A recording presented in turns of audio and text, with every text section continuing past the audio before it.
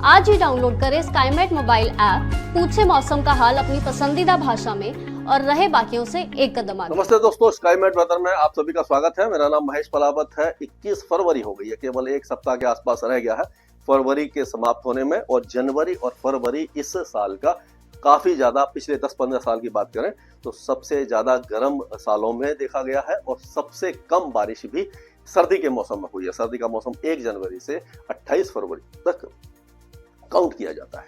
तो अभी माफ कीजिएगा, जो मौसम चेंज हो रहा है इसके साथ तबीयत भी खराब हो रही है, तो आप भी अपना ध्यान रखिए क्योंकि अचानक सर्दी आती है। अब जैसे ही ये बारिश की गतिविधियां आपने देखी हुई थी, उसके बाद जो उत्तरी हवा चली, तेज हवा चली, उसके कारण फिर से टेम्परेचर गिर गए हैं। 4 से 5 डिग्री तक की गिरावट दर्ज की गई है कई इलाकों में। तो ये जो गर्मी और सर्दी अचानक चेंज होती है, उससे तबीयत खराब होने का जो अंदेशा बना रहता है। तो वेस्टर्न डिस्टर्बेंस अब धीरे धीरे आगे निकल जाएगा। दूसरा वेस्टर्न डिस्टर्बेंस 24 तारीख की रात को पहुंचेगा। ये जो साइक्लोनिक सर्कुलेशन है ये भी आगे चला जाएगा। जो दिल्ली के आसपास था, ये उड़ीसा के आसपास का सर्कुलेशन बना रहेगा। एंटी साइक्लोन अरब सागर में रहेगा। ये जो उत्तर पूर्वी भारत में साइक्लोनिक सर्कुलेशन है ये भी बना रहेगा। तो इस तरह का रहेगा। यहाँ पर देखिए, ये साइक्लोनिक सर्कुलेशन यहाँ पर आ जाएगा। ये जो है आपका, ये उड़ीसा और उसके आसपास के इलाकों में ये साइक्लोनिक सर्कुलेशन आपको दिखाई देगा। ये बन गया। और ये जो हवा है, ये देखिए, ये इस तरह से, ये एक एंटी साइक्लोन यहाँ पर है, तो इसके कारण घड़ी की दिशा में हवा आएगी। तो ये देखिए, ये घड़ी की दिशा में हवा आ रही है, यानी कि क्लॉकवाइज घूम रही है। यहाँ पर जाकर के ये एंटी क्लॉकवाइज घूम रही है। जो एंटी क्लॉकवाइज घूमती है वहां पर बादल, ये हवा ऊपर उठती है, बादल बनते हैं, बारिश होती है। तो गंगे, पश्चिम बंगाल, उड़ीसा, झारखंड, इन इलाकों में बारिश जारी रहेगी। ये जो हवाएं हैं, उत्तरी हवाएं, ये इन सारे इलाकों में अब टेम्परेचर गिराएगी। पंजाब, हरियाणा, दिल्ली, उत्तर प्रदेश, छत्तीसगढ़, मध्य प्रदेश, राजस्थान, गुजरात और महाराष्ट्र के साथ साथ विदर्भ के कुछ इलाकों तक। लेकिन ये जो ये जहां से जो अरब सागर, ये बंगाल की खाड़ी से जो हवाएं आ रही हैं, अगर इनको देखा जाए तो ये जो हवाएं हैं, इसमें देखिए, तो ये यहां से आ रही है। तो ये क्या है, थोड़ी सी नमी लेकर के आ रही है। तो इन हवाओं में यहाँ पर जो टेम्परेचर है यहाँ बढ़ेगा। और ये जो इलाका है, ये पूरा इलाका, यहाँ पर टेम्परेचर माइनस में आएगा, यानी कि यहाँ पर गिरेगा और यहाँ पर बढ़ेगा मिनिमम टेम्परेचर। यही फंडा होता है कि जब बर्फबारी हो जाती है, उत्तरी हवाएं टेम्परेचर गिराती हैं। और यही जब गर्मी आएगी तो क्या होगा कि गर्मी में यही हवाएं की जो तासीर है वो बदल जाएगी। उस समय क्या होगा कि जो, अगर देखेंगे यहाँ पर, अगर देखें हम, तो अगर ये समझ लीजिए गर्मी आ गई, तो यहाँ से यहाँ पर क्या होगा, हीट लो बन जाएगा। गर्मी काफी ज्यादा हो जाएगी। सिंध, बलूचिस्तान, पाकिस्तान, ये सारे जो है, ये जो थार डेजर्ट है, ये सारा इलाका काफी ज्यादा गर्म हो जाएगा। उस समय जब उत्तर पश्चिमी दिशा से हवा चलेंगी तो वो तापमान को बढ़ाएंगी। उस समय टेम्परेचर बढ़ जाते हैं गर्मियों में, यानी कि अप्रैल, मई और जून में जो टेम्परेचर बढ़ते हैं। लेकिन जब भी कोई साइक्लोनिक सर्कुलेशन वगैरह बन जाता है और हवाएं यहाँ से आती हैं, ये बंगाल की खाड़ी से आती है, तो वो मैक्सिमम टेम्परेचर गिराती थी क्योंकि उसमें थोड़ा सा ठंडक होती है। और ये जो गर्म हवाएं हैं, ये रेगिस्तान और जो गर्म इलाके से आती हैं। तो यानी गर्मियों में उत्तर पश्चिमी हवाएं गर्म होती हैं और सर्दियों में ये सर्द होती हैं। तो इस तरह का ये मौसम बना रहता है। अब जो वेदर सिस्टम है, आप देखेंगे कि वेस्टर्न डिस्टर्बेंस आगे चला गया है, यहाँ पर आ गया है वेस्टर्न डिस्टर्बेंस। तो और ये साइक्लोनिक सर्कुलेशन यहाँ पर बना हुआ है। और ये यहाँ से भी ये जो हवा है, थोड़ी सी, एक साइक्लोनिक सर्कुलेशन यहाँ पर है, वेस्टर्न डिस्टर्बेंस आप कह सकते हो एक और आ रहा है। तो ये जो उत्तरी हवाएं तो यहाँ पर चलती रहेंगी, लेकिन ये थोड़ा सा मॉइस्चर इंटर्जन आएगा। तो ये राजस्थान के कुछ इलाकों में बहुत हल्की बूंदाबांदी हो सकती है और पहाड़ों पर बारिश की गतिविधियां जारी रहेंगी। इस तरह से रहेगा। और उसके बाद जो कल होते होते गंगे, पश्चिम बंगाल में बारिश बढ़ जाएगी।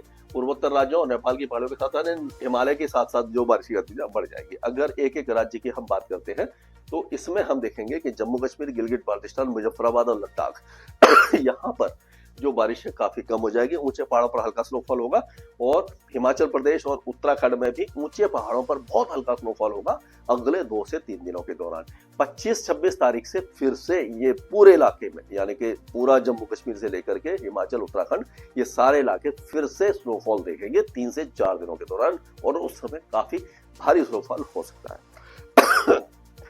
और अब पंजाब की अगर बात करें तो पंजाब में, जैसे आपको मालूम है कि अब क्या हो रहा है कि टेम्परेचर गिरेंगे। हवाएं जो है उत्तर से दिशा से चल रही हैं, तो यहाँ पर टेम्परेचर गिरेंगे, मिनिमम टेम्परेचर गिरेंगे।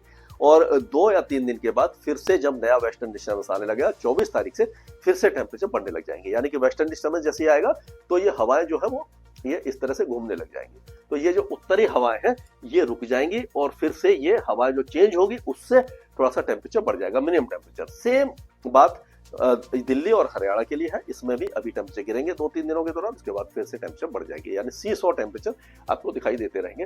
उत्तर प्रदेश में आज हो सकता है सहारनपुर, बिजनौर और मुरादाबाद के कुछ इलाकों में हल्की बारिश हो जाए, लेकिन फिर से ये पूरे इलाके का मौसम साफ हो जाएगा। उत्तरी हवाएं, उत्तर पश्चिमी हवाएं चलेंगी। जो गर्मी थोड़ी सी बढ़ी थी उसमें थोड़ी सी राहत मिलेगी, लेकिन अब आप मान के चलिए कि सर्दी विदा हो चुकी है। अगर बिहार की बात करें तो हो सकता है कि बांका, जमुई, नवादा, गया ये जो इलाके हैं यहाँ पर हल्की बूंदाबांदी देखने को मिल जाए, लेकिन बाकी सारे इलाके सूखे रहेंगे। अभी झारखंड की अगर हम बात करते हैं तो झारखंड के कई इलाकों में आज बारिश हो सकती है, कल भी बारिश हो सकती है। अगले 2 दिनों के दौरान यहाँ पर हल्की बारिश कई इलाकों में रहेगी। दक्षिणी और जो पूर्वी इलाके हैं, गौड़ा, साहिबगंज, बागपत, दुमका, देवगढ़, गिरदी, बोकारो, रामगढ़, धनबाद, जमताड़ा, रांची, खूंटी, जमशेदपुर, सिंहभूमि, ये जो इलाके हैं यहाँ पर बारिश थोड़ी सी लाइट टू मॉडरेट होगी। बाकी इलाकों में छुटपुट बूंदाबांदी हो सकती है। गंगे पश्चिम बंगाल में अभी भी बारिश की संभावना बनी हुई है। मिदनीपुर, हुगली, हावड़ा, 24 परगना, शांति निकेतन, कोंटई, हुगली और जो कलकत्ता वगैरह में बाकी इलाके सूखे रहेंगे। पूर्वोत्तर राज्यों में हल्की बारिश की गतिविधियां हैं, लेकिन जो ये पूर्वी असम और अरुणाचल प्रदेश में अच्छी बारिश हो सकती है अगले 24 घंटों के दौरान, उसके बाद कम हो जाएगी। अगर राजस्थान की बात करते हैं, राजस्थान में हो सकता है कि बीकानेर, चूरू और नागौर ये जो इलाके हैं यहाँ पर बहुत हल्की बूंदाबांदी कहीं पर हो जाए आज, उसके बाद मौसम फिर से साफ हो जाएगा, लेकिन टेम्परेचर अब गिरेंगे थोड़े से। मध्य प्रदेश सूखा रहेगा, उत्तरी हवाओं के कारण यहाँ पर टेम्परेचर गिरेंगे। छत्तीसगढ़ में भी टेम्परेचर गिरेंगे। उड़ीसा के कई इलाके आज बारिश देख सकते हैं अगले 2 दिनों के दौरान। सुंदरगढ़, जसपुरा, देवगढ़, केजोनगढ़, मयूरभंज, बालासोर, देखनाल, अंगुल, जाजपुर, भद्रक, कटक, केंद्रपाड़ा, खोरडा, नायागढ़ और जगतसिंहपुर, पुरी, ये सारे इलाकों में बारिश की संभावना बन रही है। बाकी इलाकों में बूंदाबांदी हो सकती है। अब अगर गुजरात की बात करें तो गुजरात में अगले 2 दिनों के दौरान मिनिमम टेम्परेचर में गिरावट होगी, उसके बाद फिर से टेम्परेचर बढ़ सकते हैं। महाराष्ट्र में बारिश की संभावना नजर नहीं आ रही है, लेकिन उत्तरी महाराष्ट्र और विदर्भ में टेम्परेचर गिरने की संभावना है। मुंबई में भी थोड़े से टेम्परेचर गिर सकते हैं। तेलंगाना और आंध्र प्रदेश में बारिश नहीं होगी, टेम्परेचर गिरेंगे भी नहीं, बढ़ेंगे भी नहीं, थोड़ा सा बराबर रहेंगे। ये कर्नाटक के जो कोस्टल एरियाज है यहाँ पर बहुत हल्की बूंदाबांदी हो सकती है, और केरल में भी हल्की बूंदाबांदी हो सकती है। तमिलनाडु सूखा रहेगा, लेकिन यहाँ पर टेम्परेचर बढ़ सकते हैं। अंडमान और निकोबार द्वीप समूह और लक्षद्वीप का भी मौसम साफ बना रहेगा। ये अभी तक का अपडेट था, इसके आगे मैं लगातार आपको अपडेट देता रहूंगा स्काईमेट वेदर में। अभी के लिए मौसम से जुड़ी सटीक जानकारी और खबरों के लिए हमारे YouTube चैनल को सब्सक्राइब करें और बेल आइकन दबाकर हर खबर पर रखें नजर।